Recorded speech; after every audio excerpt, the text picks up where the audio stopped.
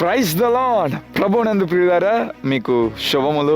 ఏదైనా వాగ్దానం దేవుడు మనందరితో మాట్లాడాలనుకుంటున్నది సామెతల గ్రంథం 28వ అధ్యాయం 14వ వచనం. అక్కడ రచించబడిన మాట ఇటు రీతిగా: నిత్యము భయము కలిగి ప్రవర్తించువాడు ధన్యుడు.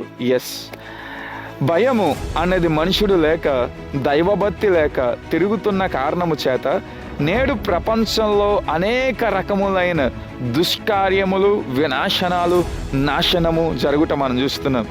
ఉదాహరణకు, నేడు ప్రపంచంలో ఉన్న మనుషులు నేడు చేస్తున్న క్రియలు ఇప్పటి వరకు ఏ మనుషుడు ఊహించలేనటువంటి దుష్కార్యములు మనం న్యూస్లో చూస్తే ఎంత భావోద్రేకాన్ని కలిగించే వార్తలు మనం చూస్తున్నాం. మన ఊహకు అతీతమైన కార్యాలు, అసలు మనుషుడు ఎలాగున ఎలాగ చేశారా అని మనం ఆశ్చర్యమునకు గురయ్యే కార్యాలు జరిగిస్తున్న వారిగా ఉన్నారు. ఎందుకు అంటే భయం అన్నది మనుషుల యొక్క హృదయంలో లేదు.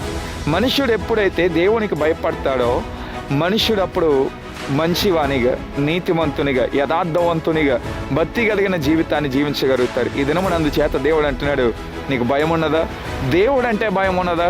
నీవు దీవింపబడినవాడు, నీకు నేను సమృద్ధైన ఆశీర్వాదాలు ఇస్తానని దేవుడు వాగ్దానం చేస్తున్నాడు.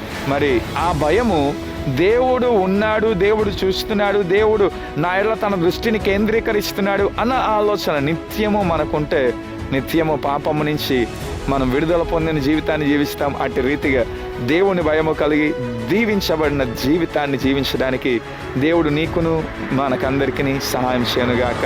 ఆమేన్. God bless you.